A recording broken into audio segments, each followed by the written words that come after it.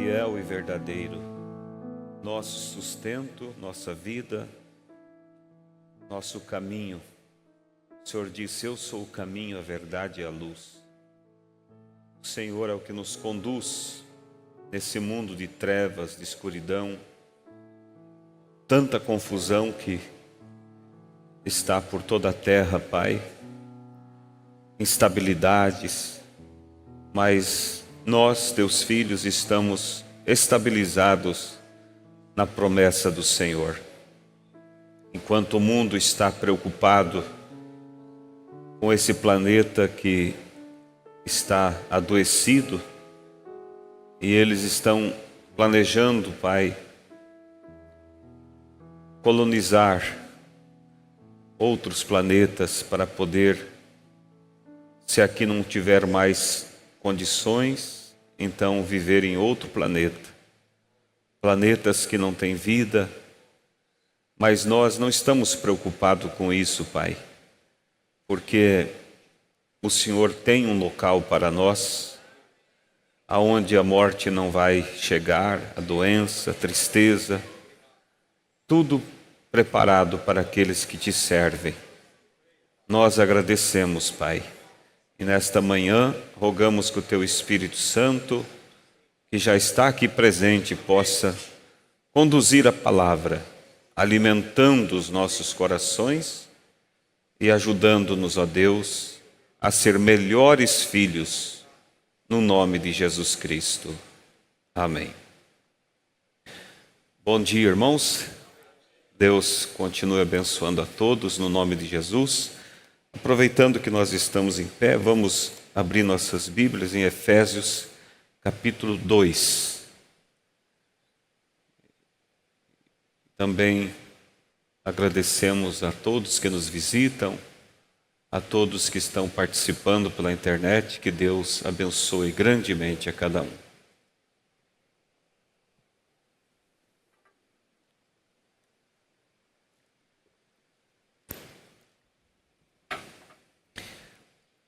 Efésios capítulo 2, versículo 1. E vos vivificou, estando vós mortos em ofensas e pecados, em que noutro tempo andastes, segundo o curso deste mundo, segundo o príncipe das potestades do ar, do Espírito que agora opera nos filhos da desobediência, entre os quais todos nós também antes andávamos nos desejos da nossa carne, fazendo a vontade da carne e dos pensamentos. E éramos, por natureza, filhos da ira, como os outros também. Mas Deus, que é riquíssimo em misericórdia, pelo seu muito amor com que nos amou, estando nós ainda mortos em nossas ofensas, nos vivificou juntamente com Cristo, pela graça sois salvos. Amém? Podeis assentar? Louvado seja Deus. Eu quero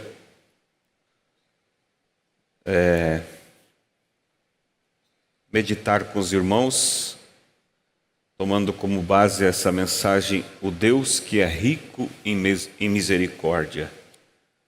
Deus que é rico em misericórdia. E Paulo usa a expressão riquíssimo em misericórdia. E o grande perigo é esquecer do quanto Deus tem nos concedido graça. Às vezes, começamos a conviver com a proteção de Deus, com a bênção de Deus, e isso nos acostuma e se esquece de onde Deus nos tirou.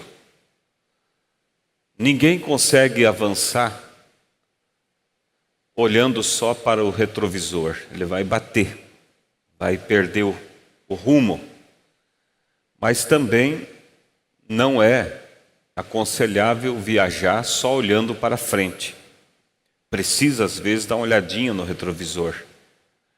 E assim é na nossa vida. Nós não podemos correr o risco de esquecer de onde Deus nos tirou. Aonde nós poderíamos estar hoje, se a graça de Deus não tivesse nos alcançado. Tenho certeza que muitos que aqui estão assentados não estariam mais aqui. Estariam mortos, ou em um presídio, não teriam família, porque assim é feito diariamente com aqueles que não servem a Deus.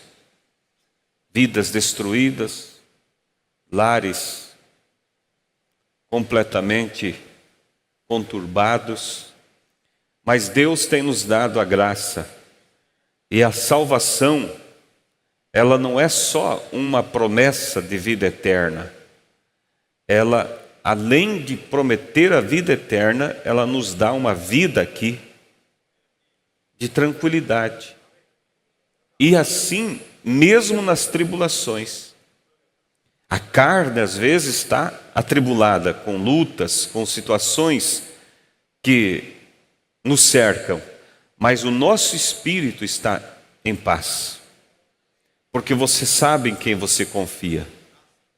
Você sabe, eu me lembro uma história que eu li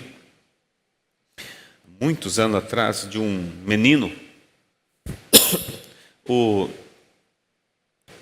Ele estava ali morava no interior, e ele percebeu alguns homens diferentes, umas pessoas que não eram da localidade, e ele se aproximou, curioso, para ver o que eles estavam fazendo, e eles eram,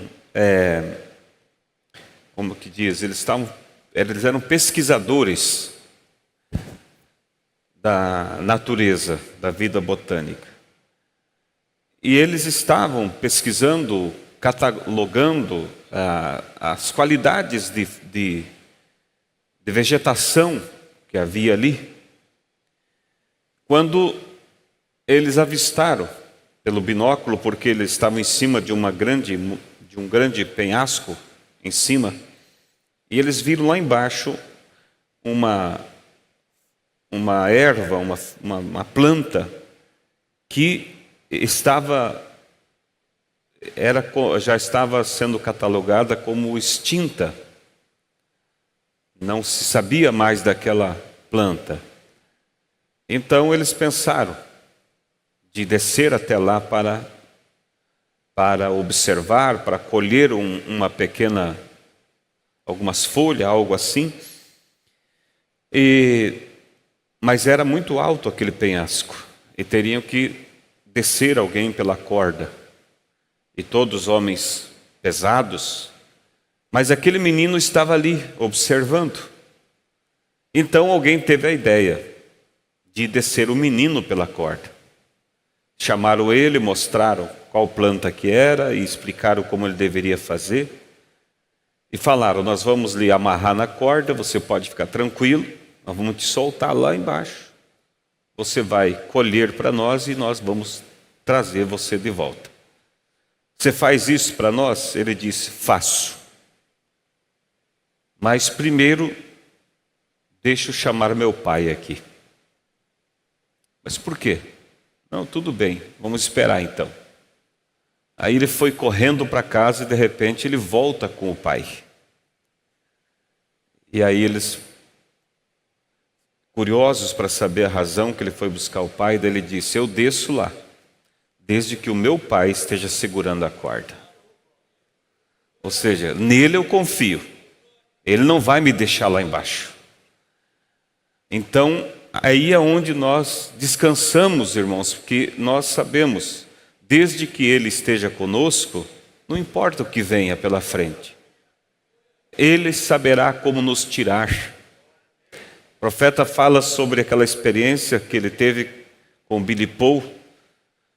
A mãe dele tinha morrido, e então o profeta fazia o papel de mãe e pai para ele.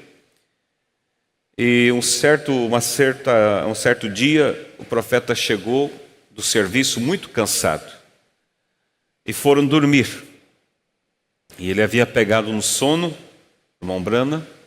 De repente, Billy acordou ele. Papai, quero água. E o profeta estava tão cansado e disse: Billy, vai buscar você. Não, quero que o senhor vá comigo. Daí ele disse: não, é só você ir, está em tal local a água. Não, papai, eu quero que o senhor vá comigo, tenho medo. Então o irmão Brana se levantou, pegou pela mão dele e foi.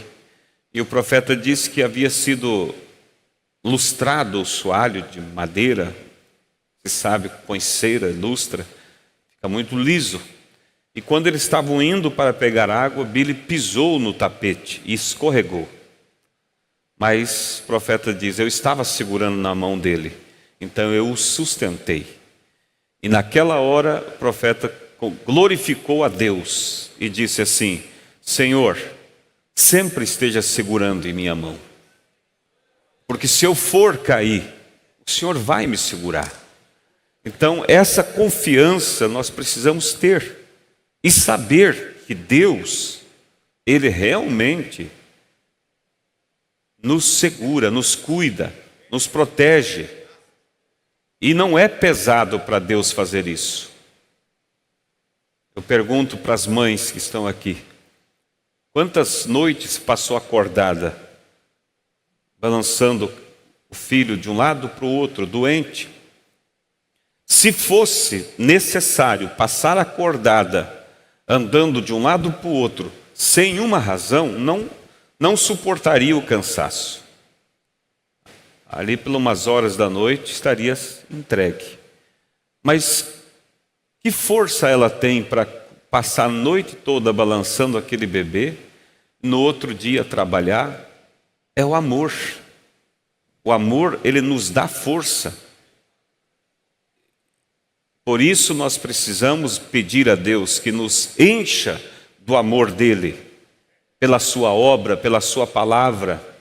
Porque quando nós temos o amor pela palavra de Deus, não é um fardo servir a Deus. Não é difícil dizer não para o pecado, mas é prazeroso. O profeta pregou a mensagem: por que é tão difícil viver a vida cristã? E ele mostra ali: é difícil para aqueles que não têm o Espírito Santo. Mas Deus tem oferecido, disponibilizado o Espírito Santo para nos conduzir. E quando você serve a Deus por amor, é muito diferente. Existe nas guerras soldados mercenários. Quem são os mercenários? Eles são profissionais da guerra. Eles alugam o seu serviço para pelejar por uma determinada nação. Mas eles não são daquela nação. Esses soldados são perigosos, não são confiáveis. Por quê?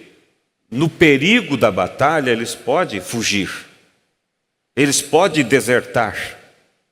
Mas deixa um soldado patriota que corre nas suas veias o sangue daquela nação, e ele jamais fugirá da batalha, por causa do amor que ele tem pela causa.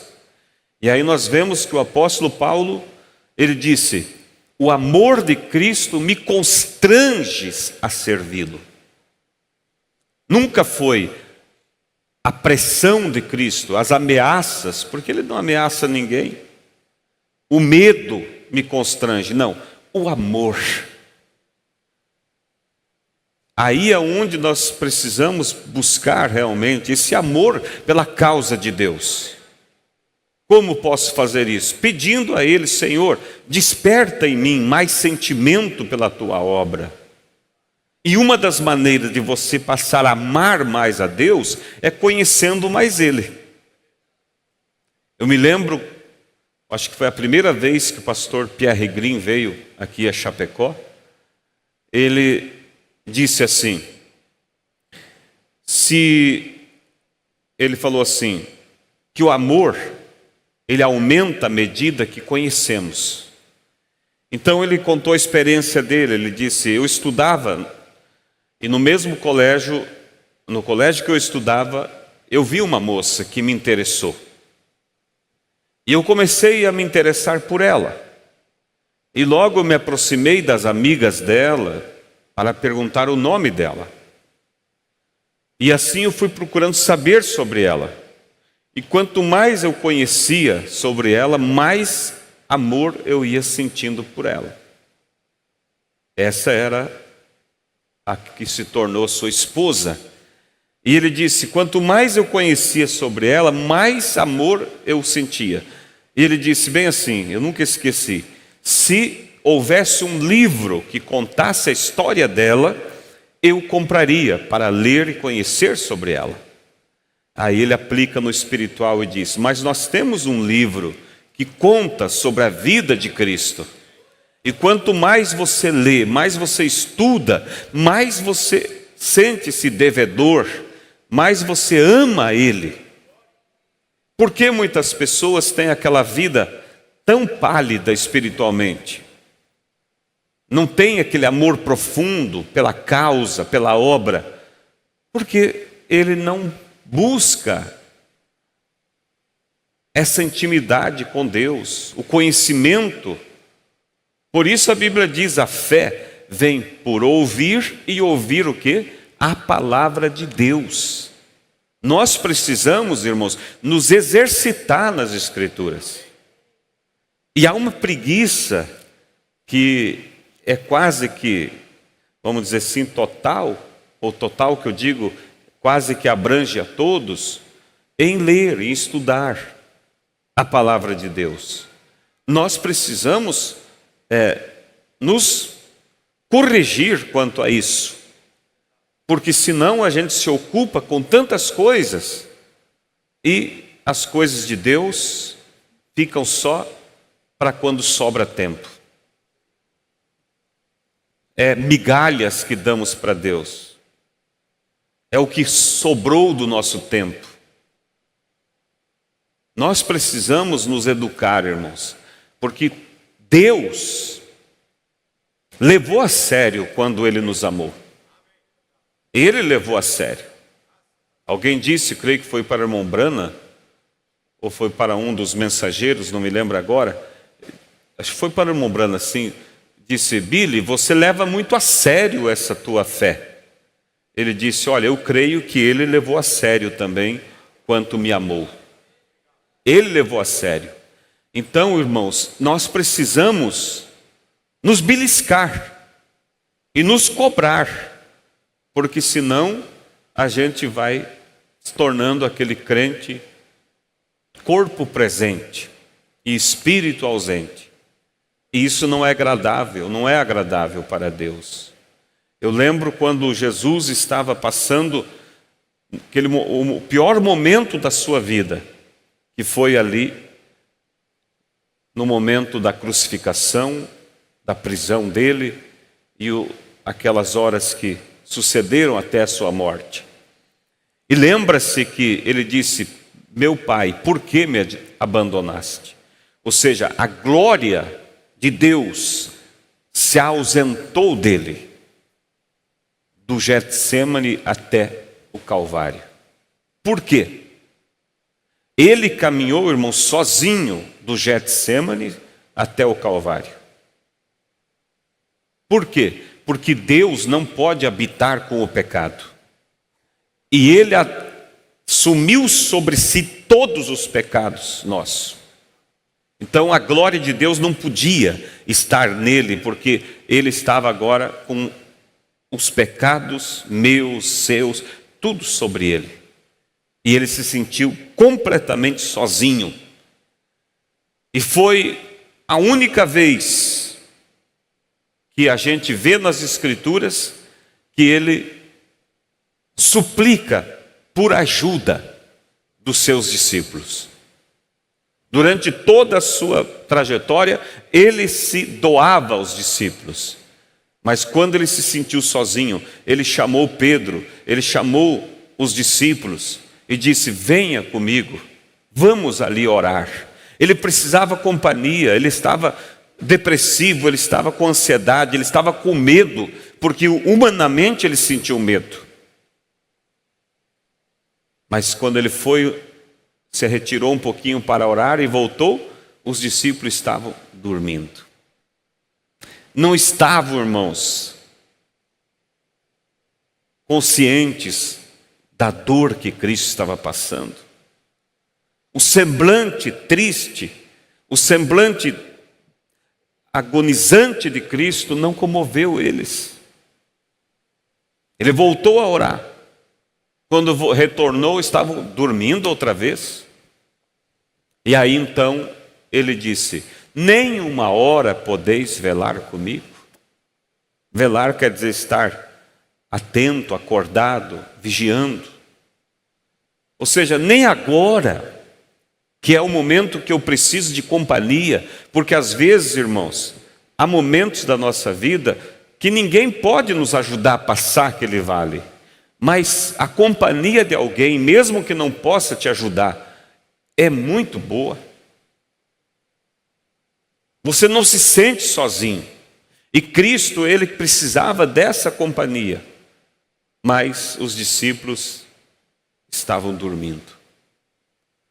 E eu penso, irmão, que nesta época que estamos vivendo, Cristo está carente de companhia, porque o mundo o abandonou. O mundo faz de tudo para provocá-lo. Quando achamos que fizeram já tudo, surgem coisas mais pesadas contra ele. E essas coisas machucam, dói no coração dele.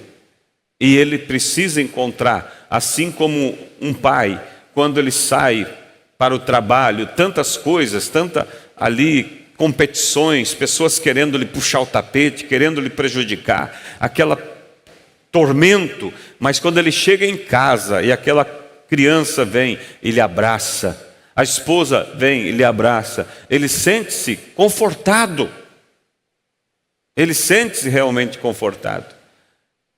E Deus precisa desse conforto. Deus precisa. Por quê? Será que só nós precisamos de atenção? Se Deus nos fez a imagem e semelhança dele, então, sendo nós a imagem de Deus, precisamos de atenção? Deus também. Ele espera de nós que nós realmente esteja vivendo essa unidade. Eu me lembro, falando sobre o pai, né, que chega em casa, encontra a família, e isso é confortante. O profeta conta de um juiz. Ele morava em você sabe que nos Estados Unidos são Estados Unidos, ou seja, é uma nação, mas cada estado tem suas leis. E pode ver que há estados que têm pena de morte, outros não. Há estados que têm lei do aborto, outros não, e assim por diante. E esse juiz, ele era juiz de uma comarca, de uma cidadezinha pequena.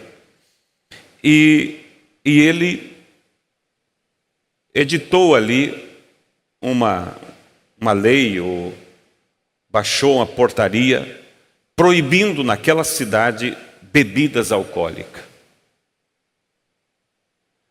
E isso era para o bem da comunidade, porque a bebida traz morte, traz destruição, traz separação. E o povo ficou revoltado com ele por causa dessa decisão. Em um determinado dia, eles fizeram um protesto contra o juiz. Eles escreveram em cartazes e faixas e foram para a frente do fórum, chamaram a atenção do juiz, e para magoar o coração do juiz, alguém escreveu numa faixa bem grande: nós não gostamos de você. E ele saiu ali, olhou aquelas pessoas. Se pensa que aquilo abalou o juiz? Você pensa que aquilo fez ele pensar que não tinha sentido sua vida? Não. ele olhou para aquelas pessoas e disse assim: vocês dizem que não gostam de mim, mas isso pouco importa para mim.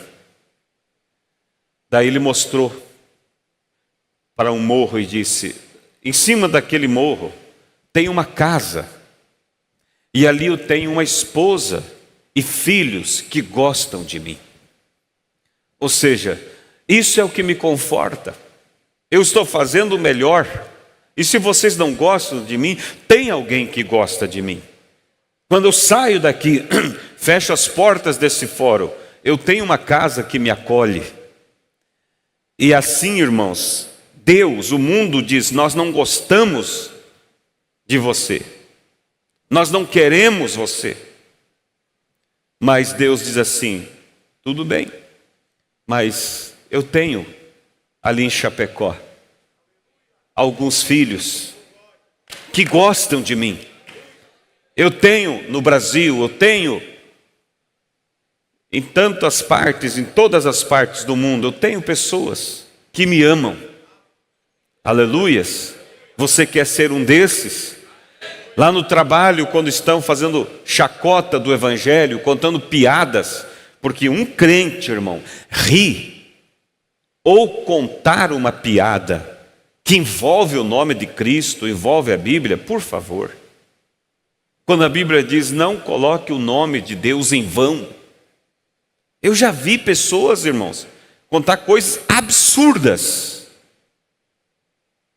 Não vou repetir jamais aqui, mas envolvendo até a ceia, em piada. Você diz: como pode isso? Não, nós respeitamos aquele a quem nós amamos. Amém? Mas voltando a mensagem, o Deus que é rico em misericórdia, se Ele é misericordioso para conosco, como diz aquele hino antigo: morri na cruz por ti, que fazes tu por mim? É uma pergunta. O que faz você por Ele? Se levanta em defesa de Cristo? Porque, irmão, é muito triste quando lembra a história daquele homem que estava sendo apedrejado por pessoas inimigas dele, e ele tomava pedradas enormes, ele só se encolhia. Mas de repente alguém da multidão ali jogou uma pedrinha pequena. E quando aquela pedrinha atingiu ele, ele deu um grito tão dolorido, tão sentido, um ai.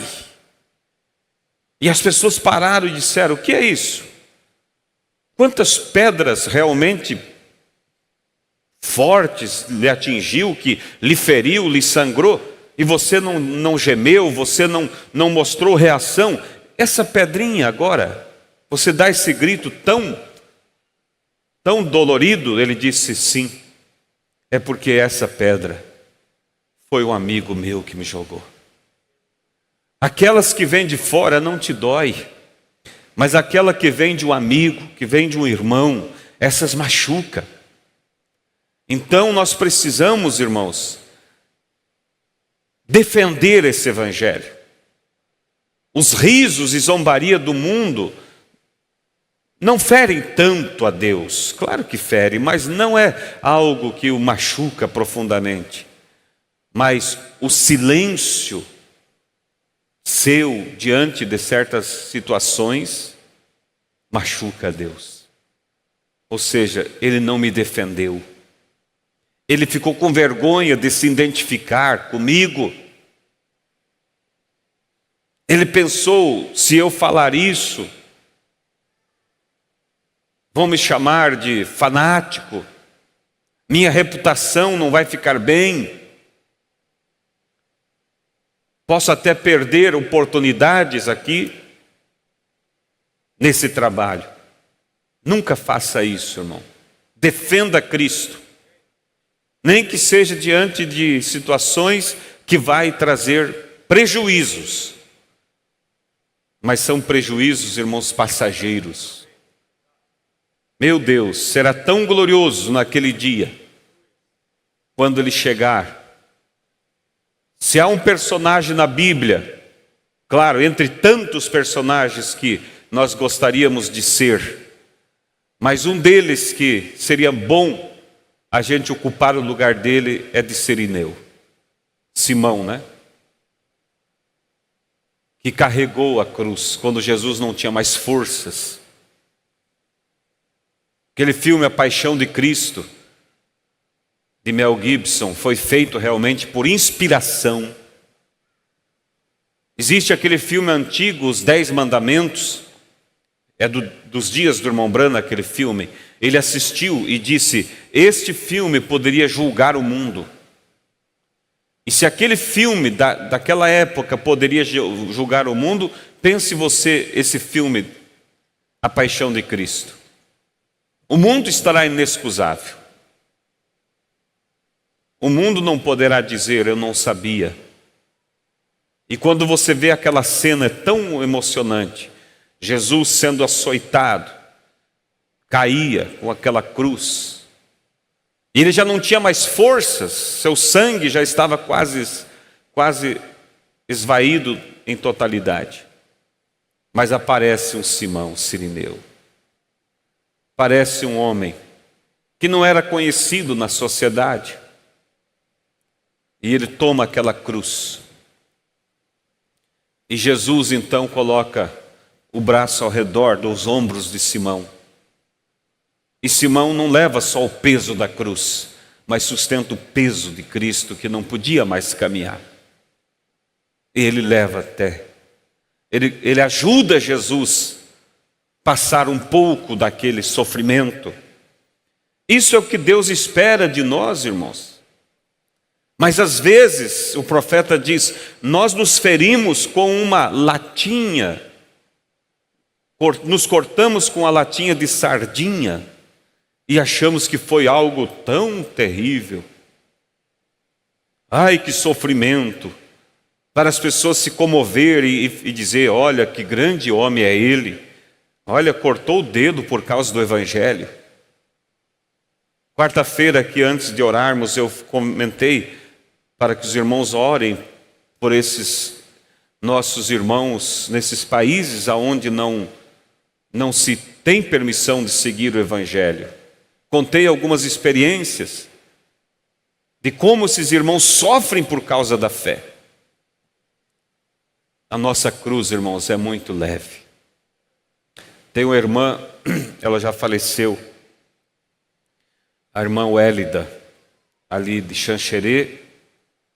Ela morava em Xanxerê, depois se mudou.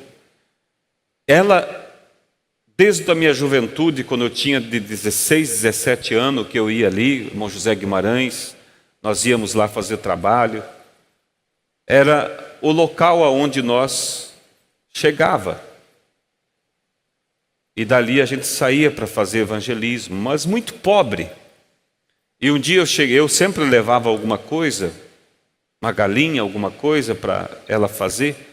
Mas um dia eu cheguei assim, não levei nada, e de surpresa, e na hora do almoço ela foi servir o almoço. Ela dividiu um ovo frito com todos que estavam ali. E irmão José está aqui, ele é testemunha disso.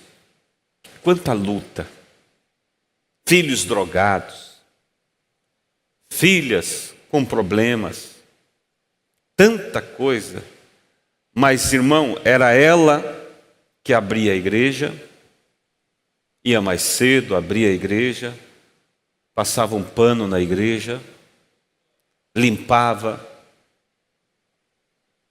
E um dia ela me contou que ela teve um sonho e que ela estava carregando uma cruz. E ela disse para Deus que a cruz era muito pesada e que ela gostaria de trocar aquela cruz. Então, no sonho, Jesus disse para ela que ela podia trocar então. E então ela soltou a cruz dela e foi experimentando dos irmãos para ver se trocava com alguém. E todas as cruzes eram mais pesadas do que a dela. E ela retornou e pegou a cruz dela e seguiu. Às vezes você pensa, a minha cruz é a mais pesada. Só que aquele irmão que você olha e parece estar levando uma cruz de isopor, às vezes o problema dele não é visto. É mais forte, a pressão é mais forte. Mas para cada um Deus dá graça de acordo com a necessidade. Desculpa. Não de acordo. Mais do que a necessidade. Nós precisamos, Ele dá o dobro de força. Por isso, irmãos, esse Deus, Ele é riquíssimo em misericórdia para com nós. E nós precisamos ser riquíssimos em amor, em gratidão por Deus. Eu vou ler aqui, senão a gente acaba não entrando. Não é que não entrando, Deus está falando, né? Mas eu quero também deixar aqui algo do profeta na mensagem. O Deus que é rico em misericórdia. No parágrafo 36 ele diz assim: eu quero que vocês notem aqui o apóstolo Paulo, como ele fez menção disto,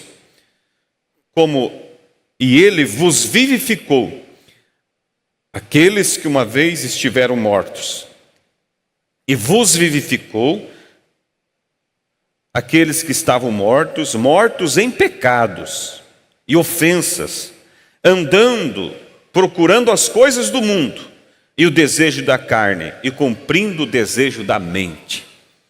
Será que isso não é familiar para você? Não foi você um desses que estava buscando os desejos da carne e ele veio e te vivificou? Vamos ver agora o que é vivificar. O que causou esta mudança, vocês veem, e o que a causou, de uma vez estando mortos, para vivificados. Vivificado significa feito vivo. Houve uma mudança da morte para a vida. Não há outra coisa que pudesse acontecer a qualquer pessoa tão grande como mudá-la da morte para a vida. Um homem, se ele estivesse morrendo fisicamente e pudesse ser curado fisicamente, aquilo seria uma coisa grandiosa, porém, nada é tão grande como ele está morto espiritualmente e Deus o vivifica para a vida. Isso não alegra o teu coração? É o que eu falei no início aqui. Alguns poderiam não estar aqui mais, na terra dos viventes. Outros estariam, mas vivendo uma vida desgraçada. Mas estamos aqui sentados em lugares celestiais. Porque Ele nos amou. Ele nos vivificou. Aleluia. Eu estou muito contente por isto. Por Ele ser rico em misericórdia. Se Ele fosse apenas rico em dinheiro, se Ele fosse apenas rico em matérias, no que Ele é, mas ainda a maior coisa é ser rico em misericórdia. Que grande palavra esta, como que uma vez nós estivemos mortos. Rico em misericórdia, rico em graça, rico em amor. Aleluias. Agora, se você tem vida eterna esta noite, e eu digo esta manhã, se nós temos vida eterna, então nós sempre fomos, pois existe somente uma forma de vida eterna. Nós sempre fomos, e a razão que nós fomos é porque nós somos uma parte de Deus, e Deus é a única coisa eterna. Agora, nós somos uma parte de Deus. Vocês sempre foram. Vocês não se lembram disto, porque vocês eram apenas um atributo de Deus. Vocês estavam somente em seu pensamento, o próprio nome de vocês. Se ele já estava no livro da vida, ele foi colocado ali antes da fundação do mundo. Ele sabia o que você era. Vocês não sabem quem vocês são. Vocês não vão ser, mas vocês são os filhos de Deus. Vejam, vocês sempre foram os filhos de Deus. Bem, quando ele, antes mesmo que você se tornasse matéria aqui sobre a terra, antes que existisse alguma coisa, exceto Deus, vocês foram um de seus atributos. Ele sabia qual seria o seu nome, ele sabia a cor do seu cabelo que você teria, ele sabia tudo sobre você. A única coisa que aconteceu foi quando você, sendo um pecador, muitos de vocês podem se juntar a mim neste pensamento. Quando você era um rapazinho ou uma mocinha, você devia andar em volta e haviam certas coisas que apenas, elas não incomodavam as outras crianças. Parecia como se houvesse alguma coisa em você que gritava. Havia Deus em algum lugar. Você ainda era um pecador. Você recorda disto? Certamente. Agora, aquilo foi... O que foi aquilo? Aquela era naquela pequena forma de vida em você então. O que o profeta disse? Quando você era uma mocinha, um rapazinho, quando você estava lá no mundo, ele diz certas coisas que não incomodavam os outros. Mas para você aquilo te incomodava. Os outros faziam e se sentiam ainda orgulhosos em fazer certas coisas erradas. Você fazia e depois sentia um remorso. Por que eu fiz isso? Por quê? Era a vida eterna que sempre esteve dentro de você, dizendo, não está bem. Você não entendia o porquê. Mas quando Cristo te chamou, você entendeu. Aleluia. Então, após um tempo, você ouviu o Evangelho. Talvez você foi à igreja, você escolheu isto e aquilo. E foi de denominação para denominação. Mas um dia você sendo parte de Deus, você tinha que ser parte da palavra. E quando você ouviu a palavra, você soube de onde você veio, você soube que aquela era a verdade, você foi sempre, a semente sempre esteve em você. A palavra vendo, a palavra que estava em você, que existia antes da fundação do mundo, viu a palavra e você veio para ela. Amém? Aí ele fala aqui, igualzinho à história da águia. Vocês lembram a história da águia? O fazendeiro estava andando ali pelas rochas das montanhas e encontrou um ninho de águia.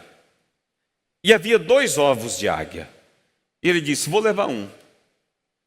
E ele pegou um daqueles ovos e colocou no ninho de uma galinha que estava chocando. E quando passou o tempo de incubação, os pintainhos nasceram e a aguiazinha nasceu também. E logo a aguiazinha ouviu a mãe galinha se pronunciar para os pintainhos e ela não entendeu aquilo. O que é isso? É estranho. Mas ela não conhecia outra coisa a não ser aquilo, nasceu ali.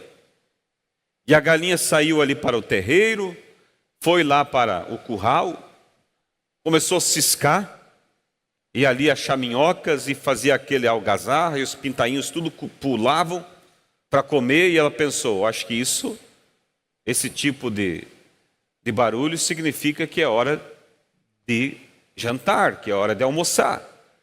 Mas quando ela tomava no bico aquela minhoca, gosmenta, suja, aquilo revirava o estômago da aguiazinha. Mas ela pensava, não, mas isso é comida. E assim foi a vida dela, e foi crescendo. E um dia a mãe águia lembrou, eu tinha 2 ovos. E aqui só tenho uma águiazinha filha, onde está a outra? E ela saiu voando raso. E quando ela passou por aquele galinheiro, ela soltou um grito de águia ali. Naquela hora, irmãos, a águia, ou a galinha, fez uma algazarra, chamou os pintainhos tudo para debaixo do galinheiro e disse: é perigo, é bicho, é monstro, cuidado. Mas a águiazinha disse: espera aí, isso me soa bem. E em vez de correr para debaixo do galinheiro, ela correu para o limpo. E a galinha ficou apavorada. O que está fazendo? Foi a mesma coisa com você. Quando você ouviu a voz de Deus, o sistema que você estava, irmão, fez uma confusão. Olha o falso profeta, cuidado com isso. Não precisa batizar novamente. Mas você disse: mas eu ouvi essa voz. E essa voz me diz, e não é algo diferente, mas é algo de acordo com a Bíblia, que esse batismo que eu tive não é o mesmo bíblico. E quando a mãe águia viu a águiazinha correndo para o limpo, o coração da mãe águia, irmãos, acelerou. E gritou lá de cima: filha! E a águiazinha olhou e disse: oi, mãe. Aquilo se identificou. E ela disse: saia daí, o que você está fazendo nesse galinheiro sujo? Ela disse: mas como vou sair daqui? Ela disse: bata asa. E ela bateu asas e conseguiu subir até a ponta de um palanque. E dali ela bateu asas mais forte e tomou, irmão, a imensidão. E se foi para as alturas. E aquele galinheiro que era a vida dela se tornou algo, irmão, insignificante. E que ela nunca mais tinha saudade daquilo. Por isso, quando realmente a misericórdia de Deus, esse Deus que é riquíssimo em misericórdia, Ele te alcança, você não tem saudade do mundo mais. Quando você vê irmãos contando vantagens de quando vivia no mundo, olha que o mundo ainda não saiu dele. Pode que ele saiu do mundo, mas o mundo ainda está ali. Porque você sente vergonha, não vantagem do que você fazia. Às vezes alguém conta como um testemunho para animar outros também que estão lá, que tem como sair. Mas quando bate tanto naquela tecla, o que está acontecendo? A águiazinha não queria nem lembrar daquelas minhocas nojentas. Se Cristo verdadeiramente te vivificou, você não tem mais saudade do mundo. O mundo ficou para trás. Claro, o diabo pode até vir tentar você com aquilo, mas você olha e diz: não, Satanás, eu não sirvo mais para isso. Atrás de mim, Satanás. Por quê? O Espírito de Cristo, pela graça, pela misericórdia, nos vivificou. Aleluias.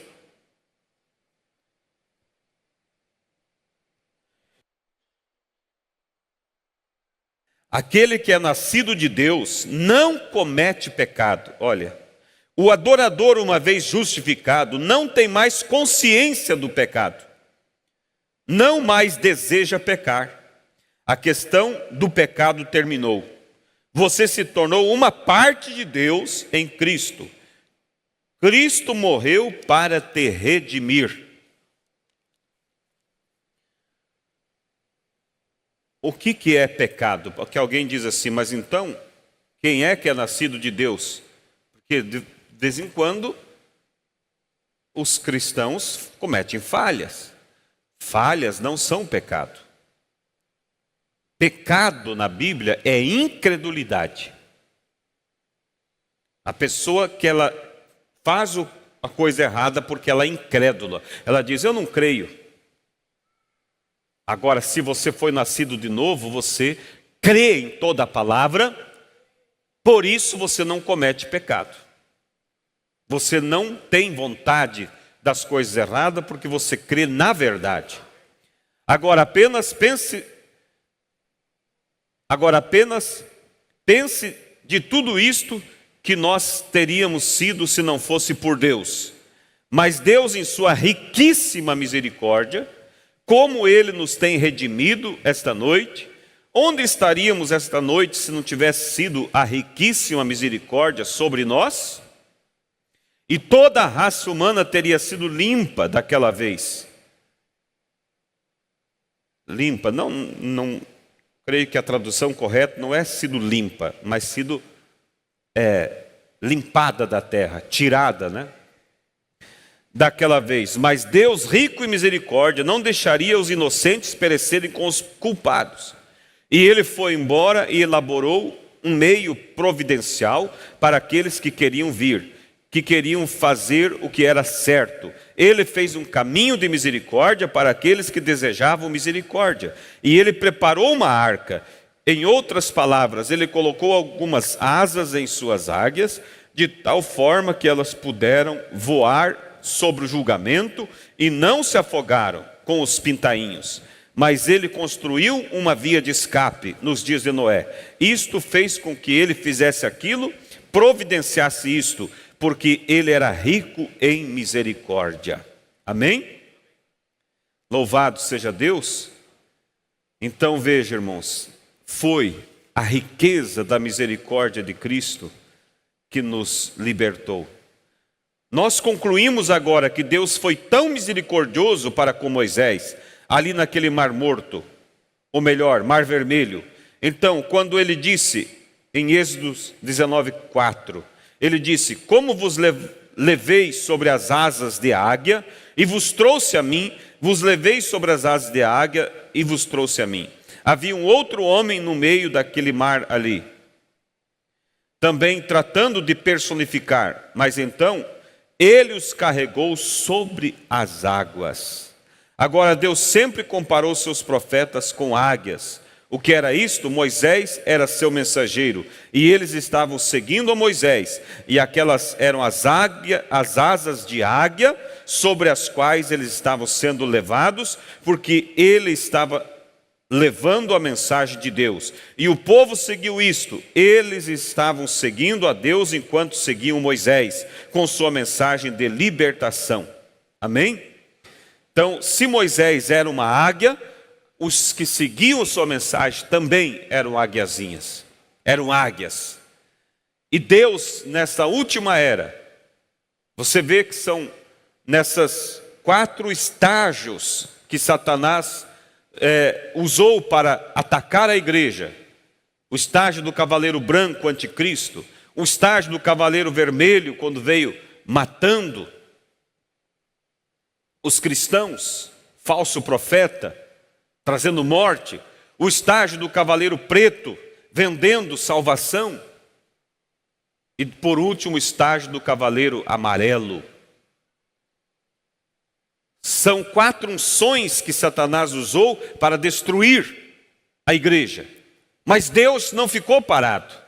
Ele também, Apocalipse nos mostra, Ele ungiu sua igreja nestas 7 eras, com 4 unções, para combater as 4 unções malignas. Quando o diabo sai no cavalo branco como anticristo, torcendo, enganando, mudando a doutrina, Deus ungiu o seu povo com a unção do leão. Quem é o leão? Cristo, a palavra, o leão da tribo de Judá, a unção da palavra para combater o anticristo. Quando o diabo sai com a unção do cavaleiro vermelho para matar os cristãos que não aderiram à falsa doutrina, Deus ungiu os seus filhos com a unção do boi. Por que o boi? Porque o boi é um animal de sacrifício. Ele trabalha, lavra a terra e depois morre. Ele doa a sua carne, o seu sangue. Assim estavam aqueles irmãos, trabalhavam pela fé, Mas quando eram pressionados para negar, então eles se entregavam em sacrifício.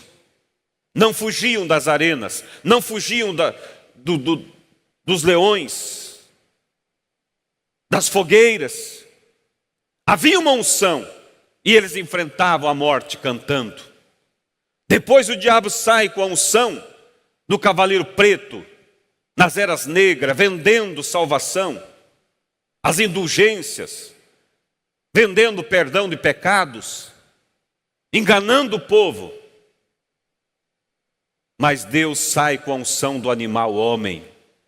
Foi quando ele usou a inteligência de Lutero, Calvino, Knox, esses grandes homens de Deus, que Deus usou a mente deles, e Lutero vem e traduz a Bíblia para a língua do povo e mostra, está escrito, meus irmãos, não precisa vocês andar de joelho para receber perdão de pecados, não precisa vocês fazer penitências, romarias, vocês precisam uma coisa só, crer que o sangue de Cristo vos lava e purifica de todo o pecado, porque o justo viverá pela fé.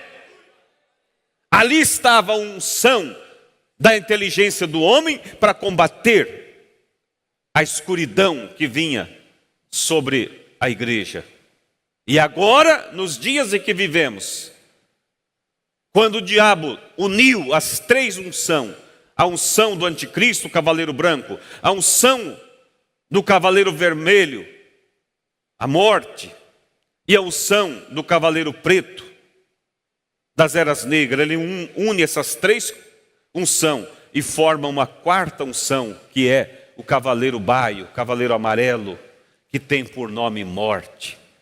Fala da morte espiritual sobre os sistemas religiosos do homem, sobre as denominações formadas pelos homens. Mas Deus não deixaria nós, irmão, sem uma unção compatível para lutar.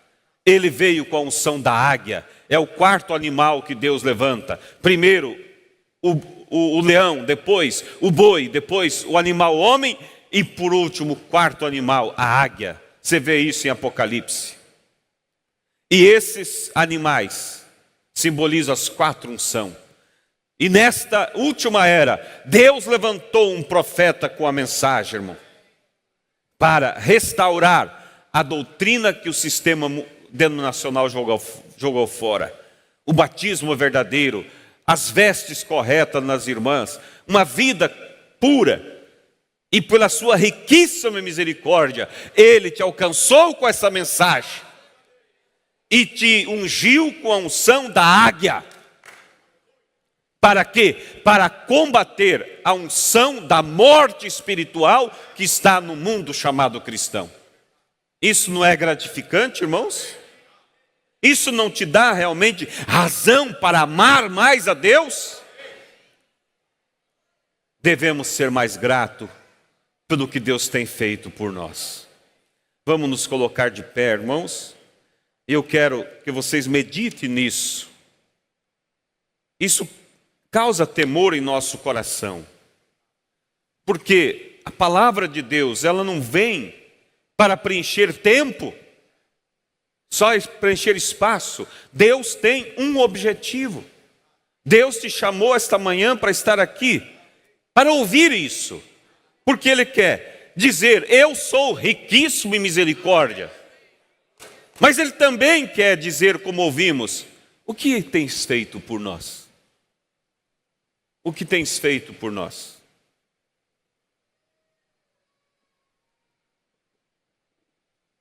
O irmão Hollister está aí para cantar o hino para nós? Morri na cruz por ti, que fazes tu por mim? Se pôr na tela aqui, de repente eu consigo, vocês me ajudam a cantar. Morri, isso, irmão, na cruz por ti. Pense nisso. Tudo Ele fez por nós. Ele levou a sério o Calvário, irmãos. Por isso vamos levar a sério também a fé que Ele nos deu. Aleluias, vamos ser gratos a Deus. Morri na cruz por ti, morri pra te livrar. Meu sangue se verti e posso te salvar. Morri, morri na cruz por ti. Que fazes tu por mim? Que fazes por ele? Morri, morri na cruz por ti. Que fazes tu por mim? Vivi assim por ti, com dor, com dissabor. Sim, tudo fiz aqui pra ser teu Salvador. Morri, morri na cruz por ti. Que fazes tu por mim? Morri, morri na cruz por ti. Que fazes tu por mim? Sofri na cruz por ti, a fim de te salvar. A vida consegui e breve vou voltar. Morri, morri na cruz por ti. Que fazes tu por mim? Morri, morri na cruz por ti. Que fazes tu por mim? Eu trouxe a salvação dos altos céus, louvor. É livre o meu perdão, é grande o seu amor. Morri, morri na cruz por ti.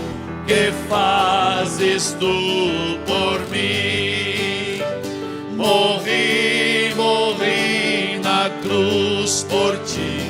Que fazes tu por mim? Aleluias.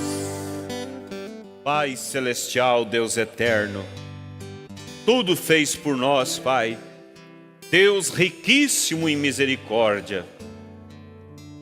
Obrigado, Senhor, por ter nos amado, ter nos redimido, ter nos ungido para viver o Teu Evangelho. Quando não éramos nada, nos chamou para ser filhos de Deus. Obrigado, Senhor.